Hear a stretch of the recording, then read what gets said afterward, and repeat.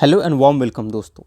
हम सभी P Y Q तो हमेशा रट लगाए रहते हैं कि पी वाई क्यू करना है पर करते नहीं है। एक्चुअल हम क्या करते हैं कि सब्जेक्ट ख़त्म करने के चक्कर में रहते हैं।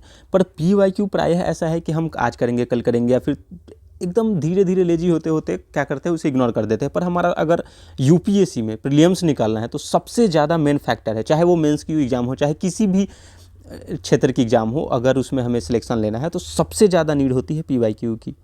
क्योंकि पी वाई क्यू के बेस पे ही पता चलता है कि हम क्या पढ़े क्या नहीं पढ़े, या फिर पी वाई क्यू में पूछ कैसे रहा है क्वेश्चन। हमें बार बार अगर पी वाई क्यू देखते रहेंगे तो एग्जामिनेशन हॉल में अगर कोई भी क्वेश्चन आएगा तो हमें ये नया नहीं लगेगा कि यार पी वाई क्यू पहले देखे रहते, या फिर कुछ ऐसा है कि पहले देखे रहते, तो ये अनजाना नहीं लगता। आप देख चुके हो पी वाई क्यू, आपको कतई वो अनजाना नहीं लगेगा। पर एक बात ध्यान देने योग्य है कि पी वाई क्यू का मतलब है कि आप किसी कोचिंग इंस्टीट्यूट के देखते हो कोई दिक्कत नहीं, आप देखोगे एक किसी भी एक अच्छे संस्थान की रेफरेंस ले लो, पर जो ऑफिशियल है उसे हमेशा देखना है, क्योंकि इसी से हमें पता चलेगा कि क्वेश्चन का पैटर्न क्या है। और आप किसी की कोचिंग संस्थान की देखो और एक ऑफिशियल देखो, दोनों में बहुत अंतर हो जाता है। ऑफिशियल देखने पे अलग ही वो माइंडसेट बनता है कि ये पी वाई क्यू है क्या, प्रीवियस ईयर क्वेश्चन को कैसे ये पूछ रहा है, कैसे सॉल्व करे, आप एप्टीट्यूड डेवलप करते हो। तो हम जो इतनी डिटेल्ड पी वाई क्यू कर रहे हैं इसी रीजन से कर रहे हैं कि इसका एक भी डायमेंशन ना बचे, और पी वाई क्यू कर लेने से ही कम से कम 30 to 40% जो है हमारा काम क्लियर हो जाए। अगर इतने पी वाई क्यू अगर कंप्लीट हो जाते हैं तो आप समझो कि 100 क्वेश्चन में से आप 20 से 25 क्वेश्चन के एज में हो, कि कोई भी 20 से 25 क्वेश्चन आप अगर कोई अदर कंपटीटर है उससे आप आगे हो जाओगे 20-25 क्वेश्चन सॉल्व करने में। तो इसीलिए हम इतने डिटेल्ड में कर रहे हैं।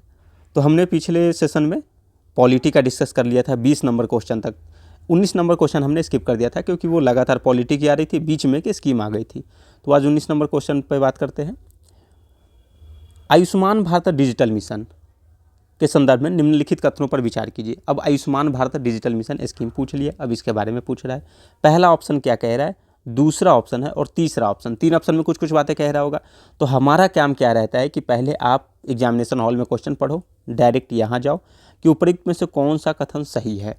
अब इसमें से पूछ कितने, तो 1 और 2 3, 1 और 3, 1 2 3, यानी इसमें से मिनिमम कितने सही होंगे, तो 3 भी सही हो सकते हैं और मिनिमम 1 भी सही हो सकते हैं।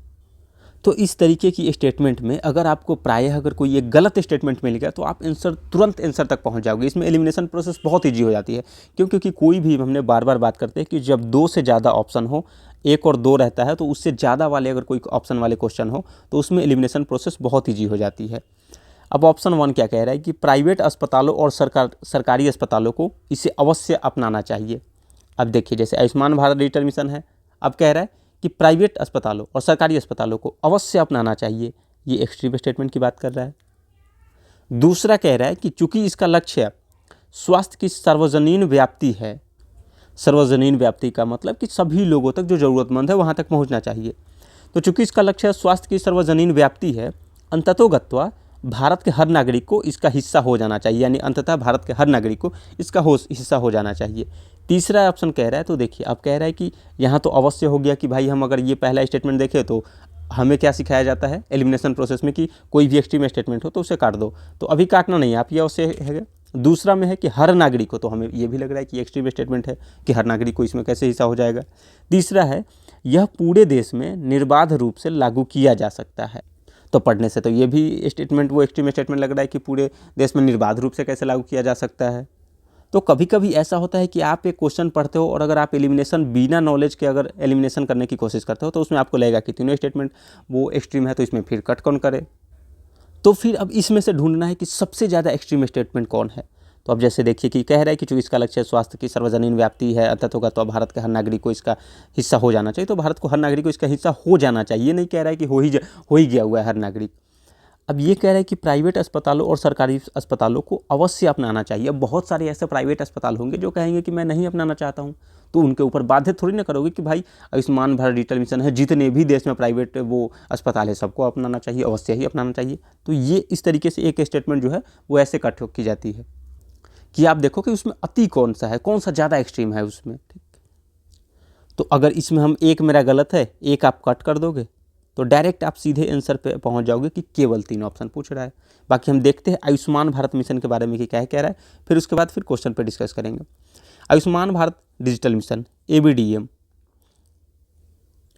तो अब इसको करंट से समझ के थोड़ा रिलेट करके देख लेते हैं कि कुछ जून 2025 में ये चर्चा में था। तो चर्चा में क्या था कि बिहार स्टेट जो है scan and share QR code, scan करो एंड शेयर QR कोड सुविधा का उपयोग करके जो है 92% यानी 92% ऑनलाइन OPD पंजीकरण, तो क्या है OPD पंजीकरण दर हासिल करके जो है आयुष्मान भारत डिजिटल मिशन यानी ABDM के तहत भारत में शीर्ष प्रदर्शन करने वाला राज्य बन गया है। कौन? तो बिहार। यानी OPD क्या होती है? OPD पंजीकरण तो वही हम समझते हैं कि आउट पेशेंट डिपार्टमेंट होती है, जो आप अगर जाते हो हॉस्पिटल में ट्रीटमेंट के लिए तो पहले आपको OPD पंजीकरण करवाना होगा। वर्ष 2021 से ABDM के तहत हुए 11.38 करोड़ OPD पंजीकरण में से अकेले बिहार में जो है 2.94 यानी 2.94 करोड़ पंजीकरण किए गए हैं। इसके बाद उत्तर प्रदेश और उसके बाद आंध्र प्रदेश, यानी सबसे ज़्यादा अगर आयुष्मान भारत वो डिजिटल मिशन के तहत जी पंजीकरण हुआ है तो पहले बिहार में, फिर यूपी में और फिर आंध्र प्रदेश में। ये मोटा मोटी बात आप ध्यान रखें। अब देखते हैं आयुष्मान भारत डिजिटल मिशन के बारे में, उसकी क्या बेसिक्स नॉलेज क्या है। तो इसे भारत सरकार द्वारा वर्ष 2021 में लॉन्च किया गया था। कब लॉन्च किया गया था? तो 2021 में। उद्देश्य क्या है? तो एक मजबूत डिजिटल स्वास्थ्य पारिस्थितिकी तंत्र का निर्माण करना, जो स्वस्थ डेटा को सुरक्षित, कुशल तथा समावेशी आदान प्रदान को सुनिश्चित करना है। यानी स्वास्थ्य के लिए जो है एक डिजिटल स्वास्थ्य पारिस्थितिकी तंत्र का निर्माण करना है। और इसके साथ में फिर क्या करेगा? तो स्वास्थ्य सेवाओं तक पहुंच की बात करेगा, फिर समानता तथा समग्र गुणवत्ता में सुधार की बात करेगा। तो ये तो हर स्कीम की एक बेसिक नॉलेज होती ही है। बजट आवंटन की बात करें तो इसे 2021-22 से 2025-26 तक 1600 करोड़ रुपए के 5 वर्षीय परिव्यय के साथ लॉन्च किया गया था। यानी लॉन्च कब किया गया? 2021 में। तो 2021 से लेकर के 2025-26 तक जो है 1600 करोड़ रुपए के साथ 5 वर्षीय खर्च के साथ जो है इसको लॉन्च किया गया था। अगर इसके मुख्य कंपोनेंट्स की बात करें घटक की, तो ABHA नंबर यानी आयुष्मान भारत स्वास्थ्य खाता, Ayushman Bharat health account, ABHA app जो है उपयोगकर्ता को ABHA पता बनाने, अपना स्वास्थ्य रिकॉर्ड को लिंक करने तथा व्यक्तिगत स्वास्थ्य डेटा साझा करने के लिए सहमति को नियंत्रित करने की अनुमति देता है। ये क्या है? तो ये एक अकाउंट नंबर है। जो ABHA एक ऐप भी है, वो क्या करता है कि आप अपना जो भी आपसे रिलेटेड, जो हेल्थ से रिलेटेड जानकारी है, आप उस पर शेयर करो, उसके बेस पे फिर वो एनालिसिस करता है। ABHA मोबाइल ऐप व्यक्तिगत स्वास्थ्य रिकॉर्ड को वो जानकारी प्राप्त करता है, वो कि आप उससे जुड़ सकते हो, आप उस पर अपना इन्फॉर्मेशन दे सकते हो। यह उपयोगकर्ताओं को डेटा साझा करने के लिए अपनी सहमति प्रतिबंधित करने की अनुमति देता है, कि प्रतिबंधित करने की, कि उसकी सहमति के हिसाब से ही कुछ कार्य किया जाएगा। ये वाला प्रोसेस है। हेल्थ केयर प्रोफेशनल रजिस्ट्री की बात करें तो हम देख क्या रहे, इसके घटक देख रहे हैं। घटक देख रहे हैं कि पहला देखा कि इसका एक नंबर होता है, फिर उसमें एक ABHA मोबाइल ऐप हो गया। हेल्थ केयर प्रोफेशनल्स रजिस्ट्री यानी यह सत्यापित स्वास्थ्य पेशेवरों का एक राष्ट्रीय डिजिटल प्लेटफॉर्म है। ये क्या है? ये प्लेटफॉर्म है किसके लिए? तो स्वास्थ्य पेशेवर, जो जैसे डॉक्टर हो गए या फिर उसके कर्मचारी हो गए हेल्थ के, तो उसके लिए है ये। इससे योग्य सेवा प्रदाताओं तक आसान पहुंच संभव हो जाती है कि उस पर आप रजिस्टर करो तो आपको जैसे मान लेते हैं वहाँ पहुँच, उससे बात कंसल्ट करनी है तो वो योग्य रहेंगे, क्योंकि जो जो उसमें रहेंगे वो डॉक्टर, उसके कर्मचारी ही रहेंगे। स्वास्थ्य सुविधा रजिस्ट्री, हेल्थ फैसिलिटी रजिस्ट्री, यह सार्वजनिक तथा निजी स्वास्थ्य सुविधाओं का एक व्यापक डेटाबेस है। यह सेवा जो है, यह सेवा समन्वय तथा प्रणाली एकीकरण में सुधार करता है। तो इसके कितने घटक हो गए? तो हम यदि घटक की बात करें तो एक हो गया ABHA नंबर यानी आयुष्मान भारत स्वास्थ्य खाता हो गया, फिर दूसरा है ABHA मोबाइल ऐप हो गया, आयुष्मान भारत हेल्थ ऐप हो गया, फिर उसके बाद हेल्थ केयर प्रोफेशनल रजिस्ट्री की जो योग्य व्यक्ति जैसे डॉक्टर कर्मचारी हो गए वो, फिर स्वास्थ्य सुविधा रजिस्ट्री हो गया। तो ये सब इसके कंपोनेंट्स है जिसके तहत ये कार्य करता है। ठीक, आयुष्मान भारत की अगर वो इकोसिस्टम की बात करें तो ये है कि हॉस्पिटल, क्लिनिक्स हो गया, लैब्स, फार्मेसीज, वेलनेस सेंटर, फिर उसके बाद है TPA, ये इंश्योरर्स मतलब वो होता है कि आपको सुनिश्चित करते हैं कि क्या है क्या नहीं है, देखभाल करते हैं। हेल्थ टेक्निकल कंपनीज होता है। तो बहुत सारी इसके डायमेंशंस है, इकोसिस्टम है, उसके बेस पे ये इंफ्रास्ट्रक्चर से लेकर के नीचे से लेकर के पूरे ऊपर तक की बात कर रहा है। तो अब हम जैसे इसमें क्या कह रहा था, पहला हमारा स्टेटमेंट कि प्राइवेट अस्पतालों और सरकारी अस्पतालों को अवश्य अपनाना चाहिए। अब इस ऑप्शन की एनालिसिस करेंगे कि प्राइवेट क्या दोनों को अपनाना चाहिए इसमें। तो जैसे प्राइवेट अस्पतालों और सरकारी अस्पतालों को इसे अवश्य अपनाना चाहिए। गलत क्यों है? क्योंकि जो है स्वैच्छिक भागीदारी है, अनिवार्य नहीं कि आप प्राइवेट अस्पताल है आप उसको कह सकते हो कि भाई स्वैच्छिक भागीदारी है, आपको मन है तो पार्टिसिपेट करो, नहीं तो आप नहीं भी कर सकते हो, ये आपके वॉलेंटरी है। चाहे वो सरकारी अस्पताल ही क्यों ना हो, वो भी स्वैच्छिक भागीदारी के साथ ही जुड़ सकता है। वो उसके लिए आवश्यक या अनिवार्य नहीं है। जैसे ABDM के FAQ यानी फ्रीक्वेंटली आस्क्ड क्वेश्चन में स्पष्ट लिखा हुआ है, जो उसका डेटाबेस दिया रहता है, जो उसका प्रोविजंस रहता है उसमें, कि participations is voluntary including for citizens and health care facilities या इंस्टीट्यूशन पब्लिक और प्राइवेट। मतलब कि आप जो भी भागीदारी है वो स्वैच्छिक रूप से जुड़ सकते हैं, अन्यथा उनके डिपेंड के ऊपर, उनके विवेकाधिकार के ऊपर है। ठीक, मतलब क्या हो गया कि कोई भी अस्पताल चाहे सरकारी हो या निजी हो, चाहे तो जुड़ सकता है, लेकिन कानून या नीति के तहत जो है वो मजबूर नहीं है। ऑब्वियसली कैसे मजबूर किए जाएंगे, देश में इतने सारे संस्था हैं, सबको कैसे मजबूर कर सकते हैं आप। चूंकि इसका लक्ष्य स्वास्थ्य की सर्वजनीन व्याप्ति है, अंततोगत भारत के लिए हर नागरिक को इसका हिस्सा हो जाना चाहिए, इसका कथन है। इसका मतलब है कि भाई अब ठीक है सर्वजनीन है, पूरे ग्राउंड लेवल तक करना है, पर अंततोगत तो भारत के हर नागरिक को इसका हिस्सा हो जाना चाहिए। ये तो गलत है, क्योंकि भाई आप अपना स्वैच्छिक है, मेरे को मन करेगा तो मैं जुड़ूंगा, नहीं मन करेगा नहीं जुड़ूंगा। अब हर नागरिक के लिए ये अनिवार्य हिस्सा कैसे हो जाए कि इसका हिस्सा होना ही चाहिए।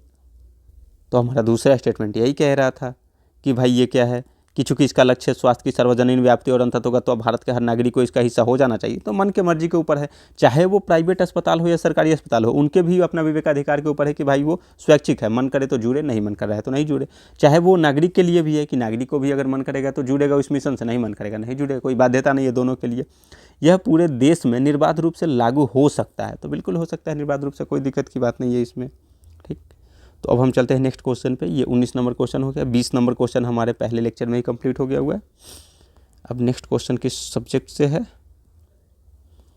हाँ, अब ज्योग्राफी की और इन्वायरमेंट की क्वेश्चन आ गए। 21 नंबर क्वेश्चन, निम्नलिखित फसलों में से कौन सी एक जो है मीथेन और नाइट्रस ऑक्साइड यानी CH4 और N2O नाइट्रस ऑक्साइड दोनों का सर्वाधिक महत्वपूर्ण मानवोद्भवी स्रोत है। यानी सबसे ज़्यादा मीथेन और नाइट्रस ऑक्साइड रिलीज तो करता है, पर ये क्या है, मानवोद्भवी है, यानी मानव द्वारा उद्भवित है, पर वो प्राकृतिक नहीं है। ये क्या कपास है, धान है, गेहूँ है, गन्ना है या गेहूँ है? तो अब देखते हैं इसके बारे में। वैसे ये क्वेश्चन इतना फेमस है, इतना ईजी है कि आप आसानी से सॉल्व कर सकते थे एग्जामिनेशन हॉल में कि मीथेन और नाइट्रस ऑक्साइड कौन रिलीज करेगा। तो जिसमें ज़्यादा पानी वगैरह का मात्रा होगा तो कपास तो बिल्कुल नहीं, धान गन्ना गेहूँ तो ऑब्वियसली धान होगा, गन्ना भी रिलीज करेगा पर वो कम करता है। अब भूमिगत जल प्रबंधन कारण यानी मीथेन CH4 इसी से रिलेटेड है, भूमिगत व जल प्रबंधन के कारण ही वो मीथेन 4 का उत्सर्जन होता है। जब धान यानी पैडी की खेतों को पानी में डुबोकर, जैसे मान लेते धान में बहुत ज़्यादा पानी डाल दिया गया, जैसे वर्षा होती है या सिंचाई होती है तो बहुत ज़्यादा पानी रखा जाता है, तो मिट्टी में ऑक्सीजन नहीं पहुँच पाती है, अनएरोबिक यानी अवायवीय परिस्थितियाँ बन जाती है। इन परिस्थितियों में मिट्टी में रहने वाले जो मिथेनोजेनिक सूक्ष्म जीव जो है यानी बैक्टीरिया या आर्किया सक्रिय हो जाते हैं, जो कार्बनिक पदार्थ मिट्टी की जैव सामग्री पत्तियां अवशेष को तोड़कर मीथेन उत्पन्न करते हैं।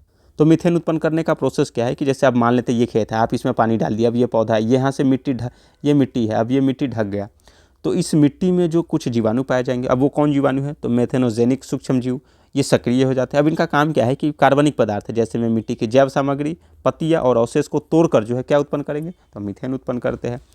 वैश्विक आंकड़ों के अनुसार जो है धान खेतों यानी पैडी कल्टीवेशन ही एग्रीकल्चर एक्टिविटी में सबसे बड़े मीथेन के स्रोतों में से एक है। अब जैसे तो ये कुछ आंकड़े हैं कि ग्लोबल वो CH4 बजट बताता है 2000 से 2017 के बीच में कि मानव जनित यानी जो मानव के द्वारा जो है मीथेन उत्सर्जन का वो है पैडी कल्टीवेशन वो कितना है, 4 से 6% तक जो है उत्सर्जन किया गया है।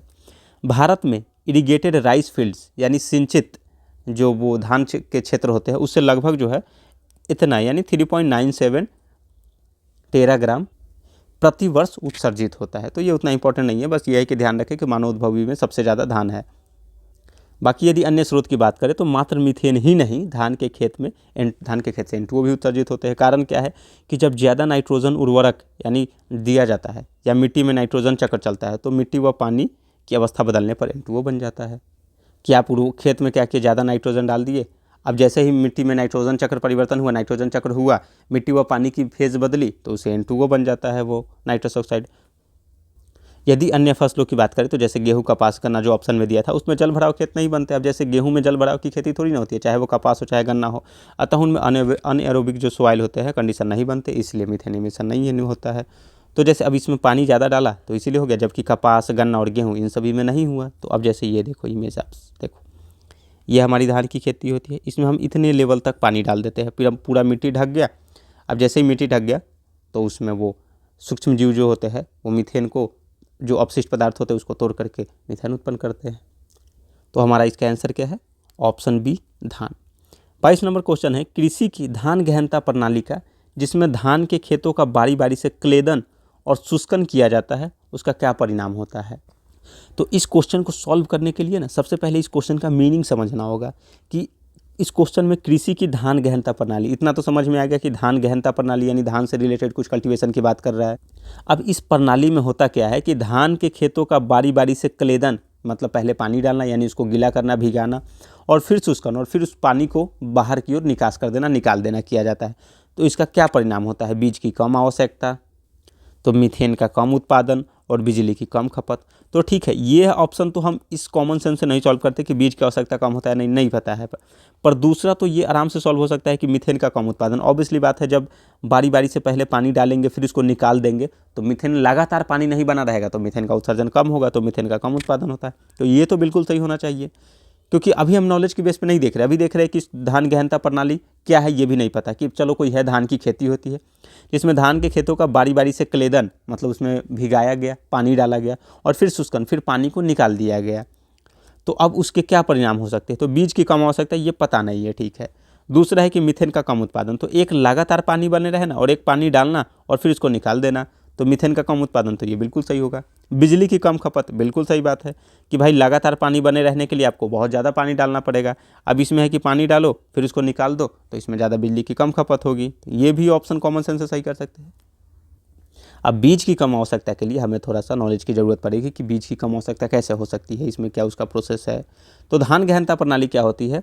सिस्टम ऑफ राइस इंटेंसिफिकेशन यानी SRI, जिसमें धान के खेतों में लगातार पानी भरकर नहीं रखा जाता।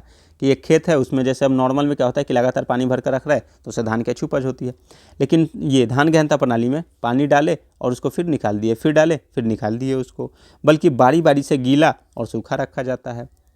अब इसमें फ़ायदा ये भी है कि ये जो पानी निकाल रहे हैं इसको कहीं और भी हम यूज कर सकते हैं, तो इससे क्या होगा, हमारा दूसरे खेत के लिए बिजली की वो कम खपत हो जाएगी। बाकी अब इसके बारे में समझते हैं डिटेल्ड क्या दिया हुआ है। तो धान गहनता प्रणाली हमने समझ लिया कि धान की एक आधुनिक तकनीकी जिसमें पौधे कम दूरी पर और खेत को हमेशा पानी से नहीं भरा जाता है। तो आप समझो धान गहनता प्रणाली क्या है कि आधुनिक तकनीक है जिसमें पौधे कम होते हैं, दूरी पर लगाया जाता है, यानी कम पौधे और उसमें दूरी पर, खेत को हमेशा पानी से नहीं भरा जाता। अब ऑब्वियसली बात है एक क्षेत्र है, अब मान लेते हैं कि एक यहाँ पौधे ऐसे हैं, ये पौधे लगा दिए गए, तो नज़दीक नज़दीक लगा गए तो ऑब्वियसली बात है पौधे ज़्यादा घने हो जाएंगे। अब इसी को क्या करेंगे कि कम पौधे लगाएंगे, जैसे मान लेते हैं दूर दूर पे लगाए ऐसे, तो ऑब्वियसली बात है इसमें पौधे कम हो गए, तो पौधे कम होंगे, दूरी पर होंगे, और खेत का हमेशा पानी से नहीं भरा रखा जाता है। क्लेदन का क्या मतलब होता है? क्लेदन का मतलब होता है खेत को पानी से गीला करना या जल भराव वाली स्थिति बनाना, कि भाई इसमें ऐसे डाल दो, चारों ओर से बाउंड्री बना दो और उसमें जल डाल दो, फिर जब उसका नीड खत्म हो गया तो फिर जल को निकाल दो। तो वही शुष्कन क्या हो गया, खेत को थोड़ा सूखने देना, यानी नो कंटिन्यूअस फ्लड, यानी लगातार उसमें पानी नहीं डालते रहना। तो SRI यही होती है। अब बीज की कम आवश्यकता, SRI में रोपाई ऐसे होती है कि पौधों को अलग अलग और अधिक दूरी पर लगाया जाता है, इसीलिए पौधों की संख्या कम और बीज कम लगता है, बीज की इसमें आवश्यकता कम होती है। मीथेन कम उत्पादन होता है कैसे? तो लगातार पानी भर कर रखने पर मिट्टी में ऑक्सीजन नहीं पहुंचती, तो मिथेनोजेनिक बैक्टीरिया जो है वो मीथेन बनाते हैं। लेकिन अगर वेट ड्राई मेथड में मिट्टी में ऑक्सीजन बनी रहती है, मीथेन बहुत कम उत्पादन होता है, तो GHG यानी ग्रीन हाउस गैस के उत्सर्जन में भी कमी होगी। बिजली की कम खपत की बात करें तो पारंपरिक धान में बार बार सिंचाई करनी पड़ती है, पंप प्लस बिजली ज़्यादा लगता है। SRI में कम जल सिंचाई, पानी की मांग कम, पंपिंग कम, बिजली की बचत हो जाएगी वो। तो यही हमने समझा कि धान गहनता प्रणाली का, जिसमें धान के खेतों का बारी बारी से क्लेदन और शुष्कन किया जाता है, क्या परिणाम होगा? तो पहला भी सही होगा कि बीजों की कम आवश्यकता होगी, दूसरा भी सही कि मीथेन का कम उत्पादन, तीसरा भी सही कि बिजली की कम खपत होगी। तो हमारा ऑप्शन D होगा, 1, 2 और 3 तीनों सही है। 23 नंबर क्वेश्चन, पश्चिम अफ्रीका की निम्नलिखित झीलों में से कौन सी एक सूखकर मरुस्थल में बदल गई है? तो इस तरीके की क्वेश्चन में प्रायः जो अगर एक ऑप्शन वाले क्वेश्चन हो, जैसे ये फैक्चुअल में, तो अगर इन्फॉर्मेशन हो तो ही सॉल्व करें, अगर इन्फॉर्मेशन नहीं हो तो स्किप करके आगे बढ़ सकते हैं, क्योंकि इसमें गलत होने की चांसेस ज़्यादा रहती है। ये 202 की क्वेश्चन है, उस साल में जो है ये कुछ एक ऐसे लेक थे जो चर्चा में बना हुआ था करंट में, इसीलिए क्वेश्चन पूछा हुआ है। तो पश्चिम अफ्रीका की निम्नलिखित झीलों में से कौन सी एक सूख कर मरुस्थल, पहले झील थी पानी से भरा हुआ था, अब वो सूख करके क्या हो गई, मरुस्थल में बदल गई, तो इसमें से कौन सा है? तो वो है लेक फागुबिन झील है ये, ठीक, लेक फागुबिन। अब बाकी हमारा कौन कौन से ऑप्शन था? तो एक था लेक विक्टोरिया, एक लेक फागुबिन, तो ये आंसर है ही, लेक ओगुटा था, और फिर लेक वोल्टा। तो अब इन सभी के बारे में कुछ विशेषता जानेंगे। तो उससे विशेषता जानने से पहले हम क्या करेंगे, इसको पहले मैप में देखते हैं कि अफ्रीका की मैप में है क्या, ये सभी अफ्रीका की है। तो ये लेक विक्टोरिया जो है यहाँ पाया जाता है, केन्या, युगांडा और तंजानिया, इन तीनों के बीच में क्षेत्र में पाया जाता है, जो है लेक विक्टोरिया पाया जाता है। दूसरा है लेक फागुबिन, तो ये माली में पाया जाता है, साउथ अफ्रीका की एक कंट्री है माली, पश्चिमी अफ्रीका में पाया जाता है, वहीं पे है लेक फागुबिन। तीसरा है हमारा ओगुटा झील, तो ये कहाँ है, तो नाइजीरिया में पाया जाएगा। और चौथा है वोल्टा झील, तो ये कहाँ, घाना में पाया जाएगा। तो आप ये लोकेशन ध्यान से देख लो कि पहला विक्टोरिया यहाँ, दूसरा है लेक फागुबिन माली में, तीसरा ओगुटा जो है नाइजीरिया में, और चौथा वोल्टा जो है घाना में पाया जाएगा ये। अब हम एक एक ऑप्शन की बात करते हैं। विक्टोरिया झील जो है पृथ्वी पर मीठे पानी का दूसरी सबसे बड़ी झील है। ये बहुत ज़्यादा इंपॉर्टेंट पॉइंट है, ध्यान रखें। पहली अमेरिका की सुपीरियर झील है, यानी मीठे पानी की बात करें तो सबसे पहला यानी पृथ्वी पर सबसे बड़ा जो है सुपीरियर झील, वो मीठे पानी का झील कौन है, सुपीरियर झील है। दूसरा कौन सा होगा, तो विक्टोरिया झील हो जाएगा। क्षेत्रफल की दृष्टि से विश्व की तीसरी सबसे बड़ी झील है। प्रथम और द्वितीय पे कौन है, तो पहला कैस्पियन सागर, दूसरा सुपीरियर झील, और तीसरा कौन सा आ जाएगा, तो हमारा विक्टोरिया झील आ जाएगा। ये विषुवत रेखा इस झील से होकर गुजरती है, कौन से, तो विक्टोरिया झील से होकर विषुवत रेखा गुजरती है। अतः विश्व की सबसे बड़ी उष्णकटिबंधीय झील है ये बात ध्यान रखें कि वैसे दूसरे तीसरे नंबर पे है कि भाई एक सेकेंड, मीठे पानी में दूसरे नंबर पे है, पहला सुपीरियर है। अगर क्षेत्र की बात करें, क्षेत्रफल की दृष्टि से, तो तीसरा है। यदि उष्णकटिबंधीय क्षेत्र की बात करें, उष्णकटिबंधीय क्या क्या मतलब है कि जैसे अब ये समझो हमारी अर्थ है, तो ये इक्वेटर के जो भी आसपास के जो क्षेत्र है 23.5 डिग्री नॉर्थ से 23.5 डिग्री, वो उष्णकटिबंधीय होता है। तो ये इक्वेटर को, यहाँ अफ्रीका है तो इक्वेटर को कट करता है इक्वेटर के पास से। तो यही कह रहा है कि विश्व की सबसे बड़ी उष्णकटिबंधीय झील है, तो उष्णकटिबंधीय के क्षेत्र में सबसे बड़ा है ये। यह अफ्रीका की बड़ी झीलों में से एक है झील, यानी यह झील जो है केन्या, तंजानिया और युगांडा में फैली हुई है। केन्या, युगांडा और तंजानिया में फैली हुई है। और ये रहा हमारा क्या है, लेक विक्टोरिया रहा ये। इसका जलग्रहण क्षेत्र जो है बरूंडी और रवांडा को भी छूता है। तो अब बरूंडी और रवांडा, तो ये देखिए ये जलग्रहण क्षेत्र में ये है, तो ये रहा रवांडा और ये रहा बरूंडी, ये तंजानिया, ये केन्या, ये युगांडा हो गया। इसे डार्विन के ड्रीम पॉन्ड के नाम से भी जाना जाता है, ठीक। और यहाँ से जो है श्वेत नदी नील का उद्गम स्रोत भी है ये। तो अब देखते हैं इसको और जूम करते हैं। ये रहा हमारा लेक विक्टोरिया, इसमें ये केन्या में, युगांडा में और तंजानिया में। इसकी कुछ नदी पानी जो है वो रवांडा और वो बरूंडी को भी छूता है। अब यहाँ से जो है श्वेत नील नदी, ये देखिए यहाँ से ये निकला, ये है वाइट नील नदी। तो यहाँ ये उद्गम स्रोत है किसका, तो श्वेत नील नदी का उद्गम स्रोत है। इसके पास से ही, इसी के क्षेत्र में श्वेत नील नदी के रास्ते में ही एक लेक कयोगा है। ये ध्यान रखें कि लेक विक्टोरिया के बगल में कौन सा है, तो लेक कयोगा। तो हमने लेक विक्टोरिया के बारे में क्या समझा कि ये तीन मुख्य रूप से तीन क्षेत्रों में है, केन्या, तंजानिया और युगांडा। अगर केन्या की राजधानी की बात करें तो नैरोबी, युगांडा की राजधानी की बात करें तो कंपोला, और तंजानिया की तो राजधानी तो डोडोमा है। ये इन तीनों के क्षेत्र में, इन तीनों के बीच में एकदम कोन पे बनी हुई है, ये विक्टोरिया लेक है।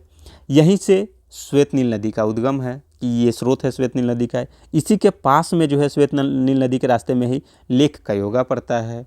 इसका कुछ पानी जो है वो रवांडा और बुरुंडी दोनों को भी देता है, टच करता है। तो यदि मुख्य क्षेत्र की बात करें तो एग्जाम में पूछे कि कौन से क्षेत्र में स्थापित है, तो बस केन्या, युगांडा और ये तंजानिया, ये तीन क्षेत्र ही है। पर ये अगर पानी की बात करें कि कहाँ कहाँ इसकी पानी थोड़ी जाती है या फिर इसका जल ग्रहण क्षेत्र कहाँ है, तो वो तब रवांडा और बुरुंडी होगा, नहीं तो इसके क्षेत्र तीन ही है ये। दूसरा हमारा था लेक फागुबिन। अब लेक फागुबिन कहाँ है, ये देखो, ये रहा माली, जो हमने अफ्रीका में देखा था, अब माली में है ये लेक फागुबिन। तो नाइजर नदी गुजरती है, तो नाइजर नदी के बगल में है, बहुत बगल में नहीं पर नाइजर नदी के बगल में है वो। लेक फागुबिन की बात करें तो माली यानी पश्चिम अफ्रीका, सहारा मरुस्थल के दक्षिण साई होम क्षेत्र में है ये, जिसे साहेल क्षेत्र भी कहा जाता है कि हाँ ये सब ऑब्वियसली बात है पश्चिम अफ्रीका में, और सहारा ऊपर है उसके दक्षिण में है साहेल क्षेत्र में। विशेषताएं क्या है, तो पहले लगभग 590 किलोमीटर स्क्वायर क्षेत्रफल में फैला हुआ था। नाइजर नदी की सहायक शाखाओं से पुनर्भरण करता था। मुख्य मुद्दा क्या है, तो मरुस्थलीकरण हो गया यानी डिजर्टिफिकेशन हुआ है। 1970 से 80 के दशकों में भीषण सूखा पड़ा, पानी का प्रवाह घट गया। अब पानी का प्रवाह जैसे हमने बात किया ना कि नाइजर नदी इसके पास से गुजरती है, तो उसी के जल भरण से ये झील बना हुआ था। अब सूखा पड़ गया तो झील लगभग पूरी तरह सूख गई, पानी का प्रवाह घट गया। स्थानीय आजीविका जैसे मछली खेती समाप्त हो गई, यहाँ से प्लायन हो गया, माइग्रेशन हो गया। ऑब्वियसली बात है झील विल पानी वानी नहीं रहेगी तो लोग माइग्रेट कर जाएंगे। लेक ओगुटा की बात करें तो ये नाइजीरिया में ये देखो लेक ओगुटा ये है, ये एकदम वो गल्फ ऑफ गुआना जो है, गुआना की खाड़ी के यहाँ क्षेत्र पे स्थित है। गुआना के खाड़ी के क्षेत्र में नहीं है पर ये नाइजीरिया में है और ये नीचे वाले पार्टी में है, ये ध्यान रखें। तो दक्षिण पूर्व नाइजीरिया में है। विशेषताएं क्या है, मीठे पानी का झील है। लेक कौन सी, तो ओगुटा मीठे पानी का झील है, जबकि विक्टोरिया भी क्या है, वो दूसरी सबसे मीठे पानी का झील है। नाइजर डेल्टा क्षेत्र में स्थित, ऑब्वियसली बात है, नाइजर नदी यहाँ से आएगी तो डेल्टा क्षेत्र में स्थित है। नदी जो है उरामिरी का जलाधार है, यानी उरामिरी नदी है उसका जल का आधार है। कि कौन सा उरामिरी, तो यहाँ से कोई उरामिरी नदी जाती होगी। लेक वोल्टा की बात करें तो इसके मैप में देखिए, ये रहा घाना का क्षेत्र, ये वाला क्षेत्र जो है ये है बुर्किना फासो का, ये वाला बीच में बुर्किना फासो, और ये है घाना, ठीक। और ये जो छोटा सा सकरा जो क्षेत्र है ये कौन सा है, तो ये टोगो है। तो अब देखो ये जो है क्या बोलते हैं, लेक वोल्टा, बुर्किना फासो में ब्लैक वोल्टा, फिर ऊपर ये अपर वोल्टा यानी रेड वोल्टा, उसी में वाइट वोल्टा है। फिर यही वाइट वोल्टा क्या आ जाता है, तो घाना में आ गया। घाना में आते आते नीचे यही क्या करता है, लेक वोल्टा का निर्माण करता है। तो वोल्टा नदी जो है वो बुर्किना फासो, साउथ अफ्रीका में, अफ्रीका में बुर्किना फासो भी है, और घाना में आते हुए ये एकदम यहाँ पे केंद्र पे डेल्टा क्षेत्र के निर्माण करते हुए वो लेक वोल्टा बनाती है वो। अब इसके बारे में विशेषताएं देखें तो घाना पश्चिम अफ्रीका पूरी तरह कृत्रिम झील है, और ये लेक वोल्टा क्या है, तो आर्टिफिशियल लेक है, यानी मैन मेड है ये। कब और कैसे बनी, तो 1965 में ओकोसोम्बो बांध के निर्माण से विश्व की सबसे बड़ी मानव निर्मित झील है ये बात ध्यान रखें, बहुत ज़्यादा इंपॉर्टेंट हो जाती है। विश्व की सबसे बड़ी मानव निर्मित झील, यहाँ डैम बना दिया गया, वहाँ से निकला तो वो झील हो गया वो कि यहाँ पे डैम बना दिए, वहाँ पानी आया रुका, तो ऑब्वियसली बात है झील हो ही जाएगा। तो हमने सभी झील और नदी के बारे में समझ लिए कि लेक विक्टोरिया कहाँ है, लेक फागुबिन कहाँ है, लेक ओगुटा कहाँ है, लेक वोल्टा कहाँ है। पर यदि कौन सी सुकर मरुस्थल हो गई है तो वो होगा लेक फागुबिन होगा। 24 नंबर क्वेश्चन, दक्षिण भारत की गांडीकोटा घाटी यानी कैन्यन निम्नलिखित में से किन में से, यानी निम्नलिखित नदियों में से किस एक से निर्मित हुई है। तो ये भी फैक्चुअल और मैप से ही क्वेश्चन है, इंडियन मैप से, इंडियन ज्योग्राफी से सॉरी, कि दक्षिण भारत की गांडीकोटा घाटी, यानी घाटी क्या होती है, कैनियन क्या होती है, तो दो क्षेत्रों के बीच से जब अगर नदी गुजरता है, ये दो क्षेत्र ऊंचाई वाले होते हैं, इसके बीच से अगर नदी गुजर रही है तो वो घाटी या कैनियन कहलाती है। तो गांडीकोटा घाटी निम्नलिखित नदियों में से किस एक से निर्मित हुई है। तो इसमें अब देखते हैं इसके बारे में। पहला इसका आंसर तो हो जाएगा पेन्नार नदी, पर कावेरी, मंजीरा और तुंगभद्रा इन सभी के बारे में देखते हैं, और पेन्नार का क्या है कैसे है। पेन्नार नदी जो है तो गांडीकोटा आंध्र प्रदेश के कडप्पा जिले का एक छोटा सा गांव है, इसीलिए उसका नाम क्या रख दिया गया, तो गांडीकोटा घाटी। गांडीकोटा गांव के पास पेन्नार नदी का तेज बहाव वाला पानी ग्रेनाइट की चट्टानों को काटते हुए प्राकृतिक रूप से चट्टान को मिटाकर एक गहरी घाटी बनाता है। कि अब मान लेते हैं ये चट्टान है, इधर से नदी आया और इसको काट करके बीच से निकल गया ऐसे ऐसे, तो अब ये क्षेत्र ऐसे बन जाएंगे और इसके बीच से पानी बह रही तो वो घाटी बन गया वो। पेन्नार जो है कर्नाटक के चिक्काबल्लापुरा जिले में नंदीदुर्ग रेंज की चिन्ना कसावा पहाड़ी से निकलती है। तो बस इतना ध्यान रखें कि पेन्नार नदी जो है कर्नाटक के चेना कसावा पहाड़ी से निकलती है, चेन्ना कसावा पहाड़ी से निकलती है। पेन्नार बेसिन आंध्र प्रदेश और कर्नाटक राज्यों में 55,000 वर्ग किलोमीटर में फैला है। तो कहाँ है, तो ये कर्नाटक और आंध्र प्रदेश में निकलता कहाँ से है, तो चेना कसावा पहाड़ी से निकलती है ये। अगर हम इसकी नदी के दक्षिण में बेसिन में अन्य पहाड़ी श्रृंखला जैसे शेषाचेलम लाल चंदन के लिए प्रसिद्ध है और पालीकोंडा पर्वतमाला है। पेन्नार नदी को अब हम मैप में देखते हैं, तो ये रहा हमारा पेन्नार नदी, ठीक। ये पूरे इंडिया की मैप है। अब इंडिया में देखो ये बहुत सारी नदी है, जिसमें से ये सबसे नीचे में कौन है, तो कावेरी, फिर पोनियार और उसके बाद पेन्नार। पोनियार और पेन्नार अलग है, ठीक। अगर पेन्नार की सहायक नदी की बात करें तो जैसे जयमंगली, कुंदरू, चिरावती और पापगनी है, यानी इसकी सहायक नदी कौन सी है, तो उसमें कौन कौन सी में है, तो जयमंगली, कुंदरू, चिरावती और पापगनी। दूसरा है हमारा मंजीरा, जो हमारे ऑप्शन में क्या दिया हुआ था, एक मंजीरा नदी। तो मंजीरा जो है वो गोदावरी नदी की सहायक नदी है, जो महाराष्ट्र, कर्नाटक और तेलंगाना राज्यों से होकर गुजरती है। 3 राज्यों से, ये महाराष्ट्र से, फिर कर्नाटक से, फिर और तेलंगाना राज्यों से होकर के गुजरेगा वो। निजाम सागर बांध इसी नदी पर बना है, तो ये बात बहुत ज़्यादा इंपॉर्टेंट है, ध्यान रखें कि निजाम सागर बांध किस नदी पर बना है, तो मंजीरा नदी पर बना है। मंजीरा नदी गोदावरी नदी की सहायक नदी है। और एक और बात कि मंजीरा नदी मंजीरा वन्यजीव अभयारण्य से होकर के गुजरती है। तो 3-4 पॉइंट इसमें आ गए कि गोदावरी नदी की सहायक नदी है, निजाम सागर बांध मंजीरा पे ही बना हुआ है, मंजीरा नदी मंजीरा वन्यजीव अभयारण्य से जो तेलंगाना में है उससे होकर गुजरती है। तुंगभद्रा नदी की बात करें तो तुंगभद्रा नदी दक्षिण भारत में बहने वाली एक पवित्र नदी है। और यदि हम मंजीरा की पहले देख लेते हैं कि मैप में, तो ये रहा गोदावरी नदी, तो इसकी सहायक नदी है मंजीरा, तो वहीं से है ये। तुंगभद्रा नदी दक्षिण भारत में बहने वाली एक पवित्र नदी है। तो अब तुंगभद्रा नदी देखें मैप में, तो ये रहा हमारा तुंगभद्रा नदी तो किसकी है, तो ये कृष्णा की सहायक नदी है तुंगभद्रा नदी, ये कृष्णा मेन है और यहाँ से आया। उसमें भी पहले इधर तुंग और इधर आकर के भद्रा, ये दोनों आकर के तुंगभद्रा कहलाते हैं, जो जाकर के कृष्णा में मिल जाते हैं। तो तुंगभद्रा दक्षिण भारत में बहने वाली एक पवित्र नदी है। कर्नाटक एवं आंध्र प्रदेश में बहती हुई आंध्र प्रदेश में एक बड़ी नदी कृष्णा नदी में मिल जाती है। कहाँ मिलती है, तो बहती दोनों में है, कर्नाटक एवं आंध्र प्रदेश से बहती हुई आंध्र प्रदेश में मिलती है। किसमें, कृष्णा नदी में। रामायण में तुंगभद्रा को पंपा के नाम से जाना जाता था। तुंगभद्रा नदी का जन्म तुंगा एवं भद्रा नदियों के मिलने से हुआ है। प्रसिद्ध हम्पी नगर, जो कि विजयनगर साम्राज्य की राजधानी थी, तुंगभद्रा नदी के किनारे पर स्थित है। प्रसिद्ध विरूपाक्ष मंदिर भी तुंगभद्रा नदी के निकट है। तो ये नदी बहुत इंपॉर्टेंट है। पहला कि आंध्र प्रदेश में कृष्णा नदी में मिल जाती है। दूसरा कि प्रसिद्ध हम्पी नगर, जो विजयनगर साम्राज्य की राजधानी थी, इसी नदी के किनारे पर स्थित है। और विरूपाक्ष मंदिर भी तुंगभद्रा नदी के निकट ही स्थित है।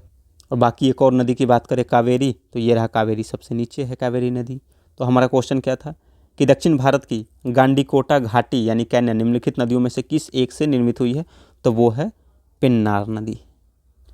ये बहुत टफ क्वेश्चन की लिस्ट में आ जाएगा। क्यों, क्योंकि इसमें ये बहुत डीप इन्फॉर्मेशन पूछा हुआ है और इस तरीके की क्वेश्चन को प्रायः स्किप करके ही आगे बढ़ने में भलाई रहती है।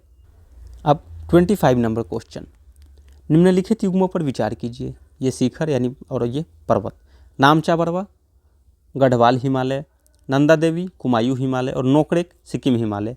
अब इसमें से कौन सा पूछ रहा है कि सही सुनिश्चित है कि क्या गढ़वाल हिमालय में नामचा बरवा स्थित है, कुमायूं हिमालय में नंदा देवी, क्या सिक्किम हिमालय में नोकरेक स्थित है। तो यदि आप हिमालय पढ़ते हो तो उसके दो भागों में विभाजन किया जाता है। एक होता है प्रादेशिक विभाजन और एक आकार के आधार पर विभाजन होता है कि ऊपर हो गया बृहद, जैसे आकार के आधार की बात करें तो ऊपर हो गया ट्रांस हिमालय, बृहद हिमालय, मध्य या लघु हिमालय, फिर शिवालिक हिमालय आ जाता है। 4 प्रकार के, फिर इसमें भी 4 प्रकार के होते हैं।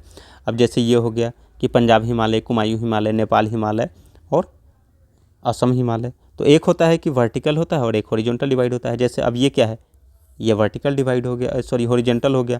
और एक जो आकार के आधार पे वो वर्टिकल होता है कि पहले ट्रांस हिमालय, फिर बृहद हिमालय, फिर लघु या मध्य हिमालय और उसके बाद शिवालिक हिमालय हो जाता है। तो अब देखिए क्वेश्चन में क्या कह रहा है कि नामचा बरवा गढ़वाल हिमालय। अब एक बेसिक सा नॉलेज है कि अगर हम तनिक भी ज्योग्राफी पढ़ते तो नामचा बरवा तो एकदम याद ही रहता है कि वो कहाँ है, असम हिमालय में है, अरुणाचल प्रदेश के ऊपर पाया जाता है। जबकि गढ़वाल हिमालय कहाँ है, उत्तराखंड में कुमायूं हिमालय का भाग है।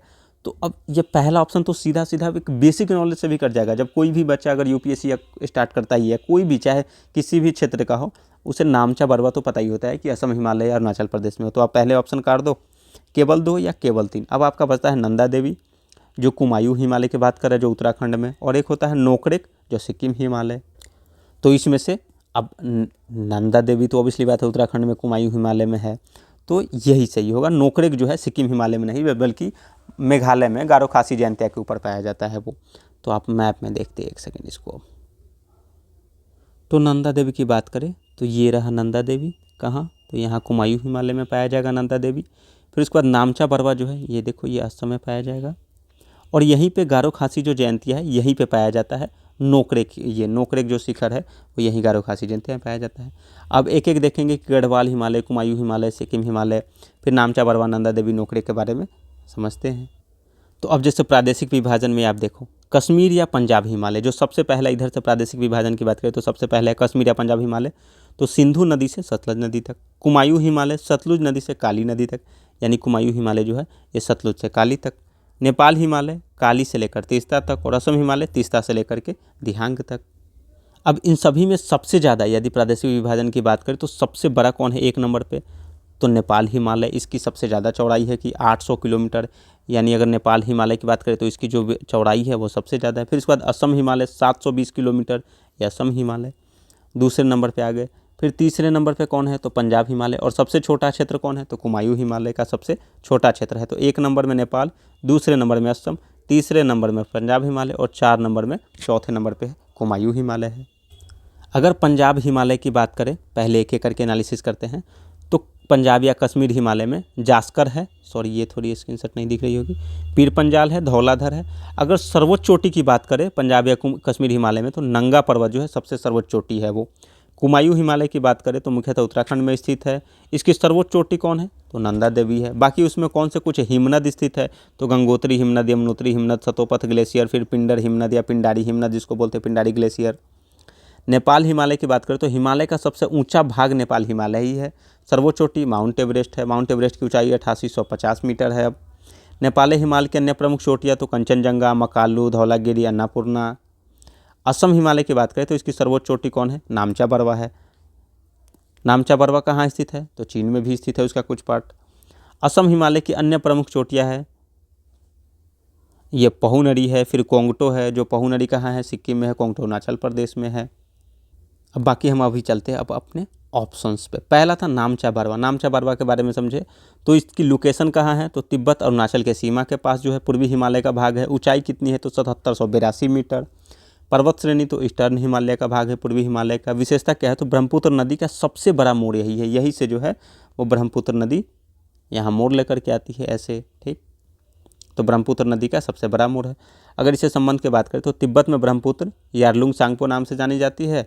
नामचा बरवा के पास नदी यू टर्न लेती है। अब जैसे ये नामचा बरवा यहाँ से आके ऐसे लेगी वो, और भारत में प्रवेश करती है। भारत में नाम इसका क्या है? तो दिहांग या सियांग, और फिर आगे चल करके ब्रह्मपुत्र हो जाता है। जैसे ही यहाँ एंट्री हुआ तो इसका नाम यहाँ दिहांग और सियांग है, फिर आगे चल करके ये ब्रह्मपुत्र हो गया। ये विश्व की सबसे गहरी घाटी मानी जाती है, नदी घाटी, ये ध्यान रखें। कौन? तो नामचा बरवा का क्षेत्र जो है वहाँ से। फिर है हमारा नंदा देवी। तो नंदा देवी स्थिति उत्तराखंड में है। उत्तराखंड में स्थित गढ़वाल हिमालय में है। 7816 मीटर की ऊंचाई है। भारत का दूसरा सबसे बड़ा ऊंचा पर्वत है, सेकंड हाईएस्ट। पहला कौन है? तो कंचनजंगा। भारत की बात हो रही है, भारत की दूसरा सबसे ऊंचा पर्वत है, और पहला कौन है? कंचनजंगा। नंदा देवी बायोस्फीयर रिजर्व भी है। जो स्थापना कब हुई थी बायोस्फीयर रिजर्व की? नंदा देवी बायोस्फीयर रिजर्व तो 1988 में। यूनेस्को वर्ल्ड हेरिटेज साइट में 1988 में शामिल हुआ। वो विथ वैल्यू ऑफ फ्लावर्स कि कोर, बफर और ट्रांजिशन जोन वाला बायोस्फीयर रिजर्व मॉडल है। इसका मतलब होता है कि एक ऐसा, जैसे ये क्षेत्र है तो ये क्षेत्र में कुछ भी गतिविधि मानव गतिविधि मना होती है। इसमें कुछ वनोपज प्राप्त करने का अधिकार होता है, इसमें थोड़ा हलचल या पर्यटन का अधिकार होता है। तो ये कोर, बफर, पहले कोर होता है फिर बफर, उसके बाद ट्रांजिशन जोन वाला बायोस्फीयर रिजर्व मॉडल, ताकि इसे जीव यहाँ पे सुरक्षित रहे। शामिल क्षेत्र कौन है इसमें? तो Nanda Devi national park, valley of flowers national park. नदी तंत्र से संबंध की बात करें तो नंदा देवी क्षेत्र जो है ऋषि गंगा, धौली गंगा और अलकनंदा, फिर आगे वो गंगा में हो जाती है। फिर लास्ट है हमारा उसके आगे की नोकरे की बात करें तो मेघालय में स्थित है। गारो खासी जयंतिया हिल्स पे पाई जाती है ये भी नोकरेक बायोस्फीयर रिजर्व है, जो 1988 में स्थापना हुआ था। UNESCO biosphere reserve 2009। उत्तर पूर्व भारत का महत्वपूर्ण जैव क्षेत्र है। तो हमारी ये नामचा बरवा, नंदा देवी और नोकरेक, ये दोनों में से ये क्या है? ये बायोस्फीयर रिजर्व भी है, नंदा देवी और नोकरेक भी। तो हमारा सही इसमें सुमेलित कौन था? तो नंदा देवी कुमायूं हिमालय। बाकी नामचा बरवा असम हिमालय का भाग है जो अरुणाचल प्रदेश में है। नोकरेक जो है वो सिक्किम हिमालय में नहीं है, वो मेघालय में है, क्षेत्र में गारो खासी जयंतिया पे है। नेक्स्ट क्वेश्चन है 26 नंबर। अक्सर समाचारों में सुनाई देने वाला शब्द है लिवेंटे, मोटे तौर पर निम्नलिखित में से किस क्षेत्र से संगत है? तो अब ये करंट का क्वेश्चन है कि समाचारों में कुछ अब लिवेंट शब्द सुनाई देता है, तो पूछ रहा है कि इनसे किससे संबंधित है। पहला ऑप्शन कह रहा है कि पूर्व भूमध्य सागरीय तट के पास का क्षेत्र है क्या ये? उत्तरी अफ्रीकी तट के पास का मिस्र से मोरक्को तक फैला क्षेत्र, यानी ये उत्तर जो अफ्रीका हो गया इसका उत्तर वाला भाग का पूछ रहा है। क्या ये पूर्व भूमध्य सागरीय? तो भूमध्य सागर के पूर्व वाले पार्ट। फारस की खाड़ी और अफ्रीका के श्रृंग यानी हॉर्न ऑफ अफ्रीका के पास का क्षेत्र। फारस की खाड़ी हो वो ईरान वाला क्षेत्र की बात कर रहा है। क्या भूमध्य सागर के संपूर्ण तटवर्ती क्षेत्र है लिवेंटे? तो अब देखते हैं इसके बारे में। लिवेंटे क्या है? तो एक ऐतिहासिक भू राजनीतिक शब्द है, ठीक। यह पूर्वी भूमध्य सागर के तटवर्ती क्षेत्र को दर्शाता है, यानी ये भूमध्य सागर के पूर्वी तटवर्ती क्षेत्र को दर्शाता है। शब्द जो है मूल फ्रेंच यानी लीवर से आया है, जिसका अर्थ होता है उदय होना, यानी सनराइज, ईस्ट में ही होता है। पूर्व भूमध्य सागरीय क्षेत्र अगर लोकेशन की बात करें तो ये रहा हमारा, यही लिवेंटे क्षेत्र है ये, जिसमें सीरिया, लेबनान, जॉर्डन, इजराइल ये सब शामिल है, और साइप्रस भी शामिल है। तो पूर्व भूमध्य सागरीय क्षेत्र यानी ईस्टर्न मेडिटेरेनियन रीजन है। विशेष रूप से यह जो है निम्न देशों क्षेत्रों को शामिल करता है। कौन? तो सीरिया, लेबनान हो गया। सीरिया कहाँ है? तो ये रहा। लेबनान, तो ये रहा लेबनान। फिर उसके बाद इजराइल, तो इजराइल तो सबको अब पता हो गया होगा न्यूज़ के कारण। जॉर्डन, तो ये जॉर्डन रहा। फिर फ़िलिस्तीन की बात करें तो इसी क्षेत्र में फ़िलिस्तीन है ये। कभी कभी दक्षिण तुर्की और साइप्रस भी शामिल होता है, तो साइप्रस तो है ही, कभी कभी ये दक्षिण तुर्की वाला क्षेत्र भी इसमें शामिल हो जाता है। तो ये लिवेंटे क्षेत्र है ये। तो अब आते हैं क्वेश्चन पे। कि अक्सर समाचारों में सुनाई देने वाला शब्द लिवेंटे मोटे तौर पर निम्नलिखित में से किस क्षेत्र से संगत है? तो पूर्व भूमध्य सागरीय तट के पास का क्षेत्र है ये। 27 नंबर क्वेश्चन, निम्नलिखित देशों पर विचार कीजिए। अजरबैजान, किर्गिस्तान, ताजिकिस्तान, तुर्कमेनिस्तान और उज्बेकिस्तान। अब उपर्युक्त में से किनकी सीमाएं अफगानिस्तान के साथ लगती है? अब ये जैसे मिडिल एशिया कंट्री का नाम दे रहा है, जैसे Azerbaijan, Kyrgyzstan, Tajikistan, Turkmenistan, Uzbekistan, और पूछ रहा है कि किसकी सीमाएं जो है अफगानिस्तान के साथ लगती है। अब आप मैप देखो, अब इसको याद करने का भी एक हम नेमोनिक्स देखेंगे। अब ये रहा हमारा प्यारा भारत इंडिया, ये पाकिस्तान, ये अफ़गानिस्तान। तो अब पूछ रहा है कि अफ़गानिस्तान से किसकी सीमाएं लगती है? तो ये कौन सी सीमा लग रही है? तो ताजिकिस्तान की, फिर उज्बेकिस्तान की और ये तुर्कमेनिस्तान की। बाकी किर्गिस्तान तो वो कजाकिस्तान और किर्गिस्तान तो सबसे ऊपर है। तो इसको याद रखने का तरीका क्या है कि ये बहुत कन्फ्यूजिंग होता है। तो आप इसको इस तरीके से लिखते थे, या तो तुक या तो कुट। अब जैसे तुक कैसे याद रखनी है? तो मान लेते हैं आपको क्वेश्चन नहीं आता है तो आप क्या लगाते हो? तुक्का लगाते हो। तो उसी से तुक्का से याद रखो, डबल टी यू और डबल के, यानी यू बीच में रहेगी, फिर इधर डबल टी और डबल के। अगर ये नहीं है तो जैसे कूट, तो कूट क्या है? तो अब जैसे मान लेते हो में से कितने सीमाएं अफगानिस्तान के साथ लगती है, तो ये क्या है? ये कूट दिया हुआ है। क्या बताइए कूट में से कौन सा सही है? तो ये कूट समझ लो कि डबल के यू डबल टी। तो अब जैसे मान लेते हैं कि हम क्या करेंगे, कूट की बात करेंगे, डबल के यू डबल टी कूट। तो किर्गिस्तान, कजाकिस्तान, इसमें यू उज्बेकिस्तान, और फिर टी से तजाकिस्तान, और एक और टी से ये तुर्कमेनिस्तान और तजाकिस्तान हो गया। अगर हम कूट की बात करें कि ये तुक की, डबल टी यू के, जैसे हम तुक्का समझ रहे थे, तो तुक्का में क्या करना है कि तजिकिस्तान, तुर्कमेनिस्तान, उज्बेकिस्तान, कजाकिस्तान और किर्गिस्तान। तो कूट रखो या तुक रखो, दोनों में से तुक्का या कूट। बाकी ये मैप का क्वेश्चन बहुत इजी से सॉल्व हो जाता। सॉल्व क्यों हो जाता? क्योंकि अफ़गानिस्तान बहुत नीचे है, और हम और किसी का आप पता हो या नहीं हो, पर अजरबैजान का तो आराम से पता रहता है कि अजरबैजान कहाँ है। तो अजरबैजान और आर्मेनिया ये वाले क्षेत्र में है, वो तो अफगानिस्तान से कैसे सटेंगे? तो अजरबैजान आप एक अगर काट देते कि ये कट गया, ये कट गया, ये कट गया, तो 3 और 4 5 हो जाता, यानी 3 4 5, और यानी ताजिकिस्तान, तुर्कमेनिस्तान और उज्बेकिस्तान। कि ये रहा हमारा ताजिकिस्तान, तुर्कमेनिस्तान और उज्बेकिस्तान हो गया ये, ठीक। तो आप इसको वैसे ये पाँचों जो वो मिडिल एशिया का जो देश है उसको तुक्का या कूट इस तरीके से याद करके रखो, टूक या कूट। बढ़ते हैं नेक्स्ट। तो हमारा ऑप्शन है सी, अफगानिस्तान से कौन कौन से है? तो ताजिकिस्तान, तुर्कमेनिस्तान और उज्बेकिस्तान। बाकी और यदि अफगानिस्तान से देखे तो फिर कौन सा है? तो इधर ईरान हो जाएगा, इधर पाकिस्तान हो गया, बीच में यहाँ चीन भी आ जा रहा है, ठीक है। अब चलते हैं नेक्स्ट क्वेश्चन पे। नेक्स्ट क्वेश्चन हमारा क्या कह रहा है, एक सेकेंड, हाँ 28 नंबर। भारत के संदर्भ में निम्नलिखित कथनों पर विचार कीजिए। मोनाजाइट जो है दुर्लभ मृदाओं का स्रोत है। मोनाजाइट में थोरियम होता है।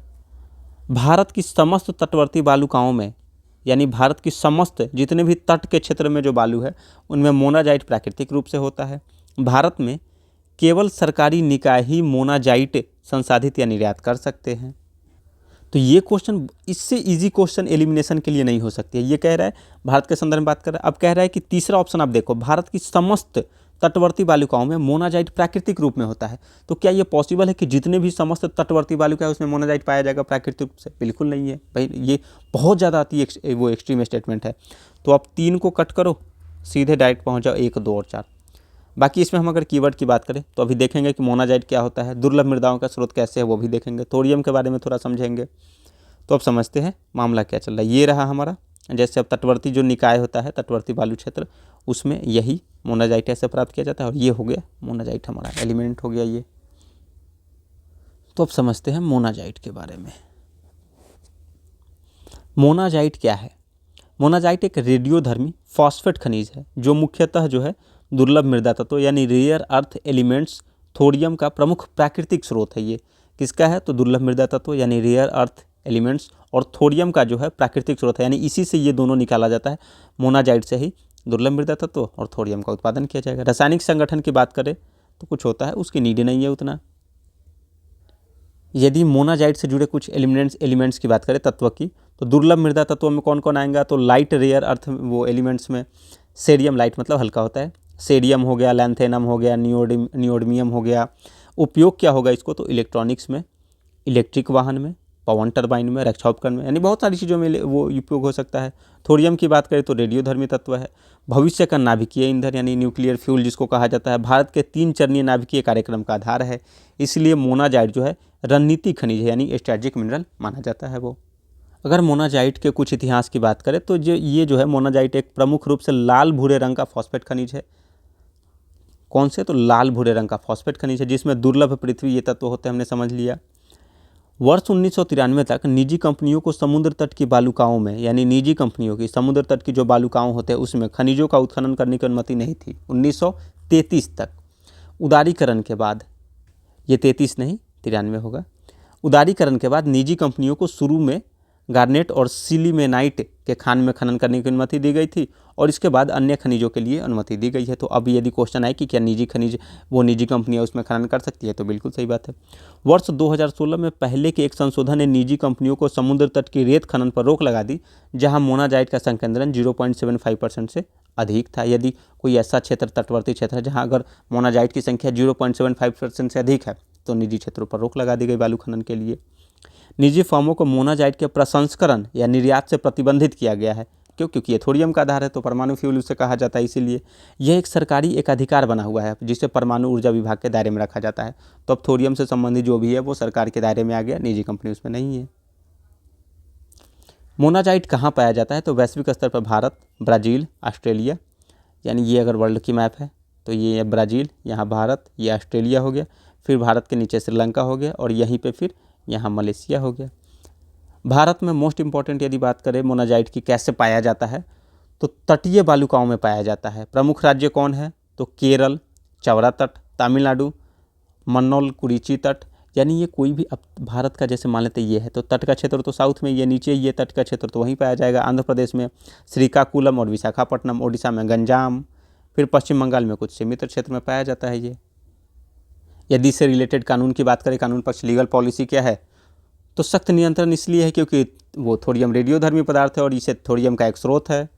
परमाणु सुरक्षा से जुड़ा हुआ मुद्दा है। अंतर्राष्ट्रीय प्रसार यानी न्यूक्लियर प्रोलिफरेशन का खतरा।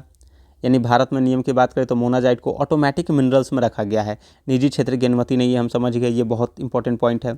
केवल सरकारी निकाय जैसे मोनाजाइट का खनन, प्रसंस्करण, निर्यात ये सब कर सकते हैं। तो हमारा क्वेश्चन क्या था? वही कि मोनाजाइट दुर्लभ मृदाओं का स्रोत है, बिल्कुल सही है। मोनाजाइट में थोरियम होता है, बिल्कुल सही है। भारत की समस्त तटवर्ती बालुकाओं में मोनाजाइट प्राकृतिक रूप में होता है, बिल्कुल गलत बात है। 4th नंबर की भारत में केवल सरकारी निकाय ही मोनाजाइट संसाधित या निर्यात कर सकते हैं, तो ये सही बात है कि केवल, भले जो भी ये ऐसा लग रहा है कि ये एक्सट्रीम स्टेटमेंट है पर ये सही बात है क्योंकि केवल सरकारी निकाय ही मोनाजाइट संसाधित या निर्यात कर सकते हैं। क्यों? क्योंकि मोनाजाइट क्या है? थोरियम का स्रोत है। तो अगर कॉमन सेंस की बात करें तो तीसरा तो गलत हो जाता, लेकिन यदि आप दूसरा सही कर रहे हो तो दूसरा सही कर रहे हो तो चौथा ऑब्वियसली सही होगा क्योंकि थोरियम से रिलेटेड, परमाणु ऊर्जा से रिलेटेड किसका हस्तक्षेप रहता है? तो उसका सरकार का ही उस पर नियंत्रण रहता है। तो ये 3 कट गया तो हमारा आंसर हो गया 1, 2 और 4, ऑप्शन बी। 29 नंबर क्वेश्चन, उत्तरी गोलार्ध में वर्ष का सबसे लंबा दिन आमतौर पर कब होता है? ये तो बहुत बार रिपीट कर चुका है क्वेश्चन कि उत्तरी गोलार्ध में वर्ष का सबसे लंबा दिन आमतौर पर कब होता है? जून महीने का पहला पखवाड़ा, यानी पखवाड़ा का क्या मतलब होता है? सॉरी, पखवाड़ा का मतलब होता है 15 दिन का। तो कह रहा है पहला पखवाड़ा यानी जून का 1 से लेकर के 15 तारीख तक जून में। जून महीने का दूसरा पखवाड़ा यानी 15 से लेकर के 30 के बीच में। जुलाई महीने का पहला पखवाड़ा यानी 1 से 15 जुलाई, जुलाई महीने का दूसरा पखवाड़ा। तो उत्तरी गोलार्ध में वर्ष का सबसे लंबा दिन सबको पता होता है 21 जून होता है। तो 21 जून किस में आएगा? तो जून महीने का दूसरा पखवाड़ा यानी 15 से लेकर के 30 तारीख के बीच तक में आएगा वो। अब इसको इमेज के माध्यम से समझने की कोशिश करते हैं। आप देखो, अब जैसे ये सूर्य है, अब ये 23.5 डिग्री झुका हुआ है अपने अक्ष पे। उत्तरी गोलार्ध में कहने का मतलब है कि सूर्य, पृथ्वी जो है इसका उत्तरी भाग झुक जाता है। तो अब जैसे ये रहा इक्वेटर, अब देखो सन का ज़्यादा लाइट कहाँ पड़ रहा है? उत्तरी गोलार्ध में, नीचे में कम पड़ रहा है। तो अब 21 जून उत्तरी गोलार्ध में 21 जून को क्या पड़ेगा? वो सबसे ज़्यादा बड़ा दिन होगा। तो हैप्पी समर सॉल्स्टिस जिसको कहा जाता है।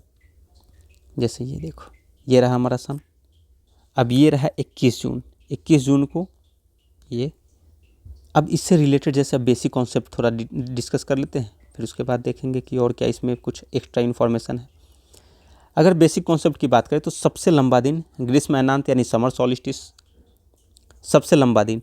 तो समर सॉलिस्टिस का मतलब है कि सूर्य जो है उत्तरायण हो गया है, यानी उसका इक्वेटर के ऊपरी भाग में उसके ज़्यादा रोशनी पड़ रही है। वो उत्तरी गोलार्ध में ग्रीष्म अयनांत लगभग 21 जून को होता है। इसी दिन दिन सबसे लंबा और रात सबसे छोटी। अब दिन सबसे लंबा होगा तो रात सबसे छोटी ऑब्वियसली बात होगी। 21 जून जून के दूसरे पखवाड़े में आता है, यानी वही 15 से लेकर के 30 जून के बीच में। ऐसा क्यों होता है? अब रीज़न समझते कि ऐसा होता क्यों है। तो पृथ्वी की धुरी का झुकाव कितना है, वो एक्सियल टिल्ट की बात करें तो पृथ्वी जो है अपने अक्ष पे 23.5 डिग्री झुकी हुई है, ये उसका है। तो इस दोनों के बीच का झुकाव कितना है, तो 23.5 डिग्री। यही झुकाव जो है ऋतुओं का कारण होता है। अब सूर्य की सीधी किरणें 21 जून के आसपास सूर्य की सीधी किरणें कहाँ पड़ती है, कर्क रेखा पे। इस समय उत्तरी गोलार्ध सूर्य की ओर अधिक झुका हुआ होता है। अब जैसे ये सन है, तो अब जैसे ये झुका हुआ है इधर, होना तो चाहिए इसको ऐसे, पर यह है कैसे, ऐसे। तो अब यहाँ पे ज़्यादा वो लाइट पड़ेगा। तो उत्तरी गोलार्ध सूर्य की ओर अधिक झुका होता है। सूर्य का पथ जो है आकाश में सबसे लंबा होता है। परिणाम क्या होता है कि सूर्य अधिक समय तक क्षितिज के ऊपर रहता है, कि ये है अब इसके ऊपर क्षितिज के ऊपर लंबे समय तक रहेगा, दिन की अवधि अधिकतम हो जाती है। अब एक और बात ध्यान देने योग्य है कि जैसे एक होती है लीप ईयर जिसमें 366 दिन होती है, एक नॉर्मल होती है जिसमें 365 दिन होती है। तो अर्थ्स ऑर्बिटल वेरिएशन के कारण कभी कभी जो है 20 या 22 जून को भी सॉलिस्टिस हो सकता है, यानी लेकिन सामान्य रूप से 21 जून को होता है, ठीक। लेकिन कभी कभी क्या है 20 या 22 जून को भी हो सकता है। इसलिए उत्तर जून का दूसरा पखवाड़ा में अगर 21 जून के अलावा कभी कभी 20 या 22 जून भी दिया हो तो सही हो सकता है। तो हमारा क्वेश्चन था कि भाई वर्ष का सबसे लंबा दिन कब होता है, तो वही जून के दूसरे पखवाड़े में होता है। 30 नंबर क्वेश्चन कह रहा है निम्नलिखित युग्मों पर विचार कीजिए। आर्द्रभूमि और झील का कुछ नाम दिया हुआ है और वो कहाँ पाया जाता है, उसका लोकेशन क्या है। तो होकेरा आर्द्रभूमि कहाँ, तो पंजाब में है। क्या रेणुका आर्द्रभूमि हिमाचल प्रदेश में है। रुद्रसागर झील त्रिपुरा में है। सस्थामकोता झील क्या तमिलनाडु में है। अब इस क्वेश्चन में एलिमिनेशन प्रोसेस बहुत टफ हो जाती है। क्यों? क्योंकि केवल एक युग्म, दो युग्म, तीन युग्म, चार युग्म। अब इसमें से आपको कुछ इन्फॉर्मेशन पता है, अगर मान लेते हैं 2 काट दिए, 1 काट दिए, तो भी आप इसमें से 3 पता होना चाहिए, तभी आप केवल 2 या केवल 1 लगा पाओगे। तो अब इसको मैप में देखते हैं पहले। होकेरा आर्द्रभूमि, रेणुका आर्द्रभूमि, रुद्रसागर झील और सस्थामकोता। तो पहला कह रहा है कि क्या होकेरा पंजाब में है, तो पंजाब में ढूंढते हैं होकेरा है या नहीं। होकेरा कहाँ है, तो ये देखिए होकेरा वेटलैंड्स कहाँ है, तो ये जम्मू कश्मीर में है। तो पहला हमारा पंजाब में गलत हो गया कि पंजाब में नहीं है। पंजाब में कौन है, तो कांजी है, हरिके है, रोपर है, ये तीनों कहाँ है, तो पंजाब में है। उसके बाद फिर हमारा क्या कह रहा है, रेणुका क्या हिमाचल प्रदेश में है। तो ये रहा रेणुका वेटलैंड, हाँ हिमाचल प्रदेश में है। रेणुका हिमाचल प्रदेश में बिल्कुल सही है। होकेरा कहाँ है, जम्मू कश्मीर में, वो पंजाब में नहीं है, गलत हो गया। ये रुद्रसागर कहाँ है, तो ये त्रिपुरा में है। फिर उसके बाद क्या है सस्थामकोता, तो ये क्या है, केरल में है। तो हमारा कह रहा था क्या, एक सेकंड, कि रुद्रसागर झील कहाँ है, तो त्रिपुरा में, बिल्कुल सही है। ये रहा हमारा रुद्रसागर और ये त्रिपुरा में, यही त्रिपुरा में ही है। ये सस्थामकोटा तमिलनाडु में ना होकर के केरल में है। तो ये सस्थामकोता झील तमिलनाडु में नहीं बल्कि केरल में है, केरल। फिर ये होकेरा कहाँ है, तो पंजाब में ना होकर के जम्मू कश्मीर में है। तो हमारा 2 और 3 सही है, पहला और चौथा गलत है, यानी इसमें से केवल 2 युग्म सही है। अब हम ऑप्शंस के एनालिसिस कर ले कि होकेरा आर्द्रभूमि की बात करें तो पंजाब में नहीं है, गलत है। सही स्थान क्या है, तो जम्मू कश्मीर में है। स्थिति क्या है, तो झेलम नदी बेसिन से जुड़ी हुई है होकेरा आर्द्रभूमि। ये क्या है, तो ये एक रामसर साइट है और प्रवासी पक्षियों का प्रमुख आवास है। तो ध्यान रखें होकेरा आर्द्रभूमि जम्मू कश्मीर में, और वो क्या है, वो एक रामसर साइट है, बस इतना याद रखें। रेणुका आर्द्रभूमि हिमाचल प्रदेश में सही है, सिरमौर जिला में है। प्राकृतिक झील प्लस आर्द्रभूमि है, ये भी एक रामसर साइट है, यानी वेटलैंड तो रामसर साइट होता है, ये ऑब्वियसली बात है। तो हिमाचल की सबसे बड़ी प्राकृतिक झील है ये, धार्मिक सांस्कृतिक महत्व का है ये। रुद्रसागर झील जो त्रिपुरा में है, ये मानव निर्मित झील है। ये सबसे ज़्यादा इंपॉर्टेंट पॉइंट है, ध्यान रखें कि रुद्रसागर झील कहाँ है, तो त्रिपुरा। ये मानव निर्मित झील है। रामसर साइट तो होगा ही क्योंकि वेटलैंड रामसर साइट होता है। ये जल प्रबंधन प्लस मत्स्य पालन के लिए फेमस है ये। सस्थामकोता झील कहाँ है, तो ये केरल में है, कोल्लम जिला। विशेषता क्या है, तो केरल की सबसे बड़ी मीठे पानी का झील है ये, केरल का। रामसर साइट तो होगा ही। तो सस्थामकोता केरल की सबसे बड़ी मीठे पानी का झील। अगर आर्टिफिशियल की बात करें तो रुद्रसागर मानव निर्मित झील है, ठीक। तो हमारा क्वेश्चन कह रहा था कि सही सुमेलित करें, तो सही सुमेलित केवल 2 है, 2 और 3, रेणुका और रुद्रसागर झील, ऑप्शन 2। तो आज हम यहीं तक रहने देते हैं। एक सेकंड, ये आर्द्र भूमि ऐसी होती है, यहाँ पर वेटलैंड का चित्र देख लो। की मिट्टी पानी से भरा हुआ दलदल टाइप का क्षेत्र जो होता है वो आर्द्र भूमि होती है। तो आज हम यहीं तक रहने देंगे। बाकी नेक्स्ट जो हमारा है वो साइंस टे का क्वेश्चन आ गया कि निम्नलिखित कथनों पर विचार कीजिए, ऐसे आरोग्य सेतु वाला है। फिर उसके बाद वेब 3.0 ये साइंस टे का ही क्वेश्चन है और करंट का। तो आप सभी अंत तक बने रहे, इसके लिए बहुत बहुत धन्यवाद, शुक्रिया। जय हिंद दोस्तों।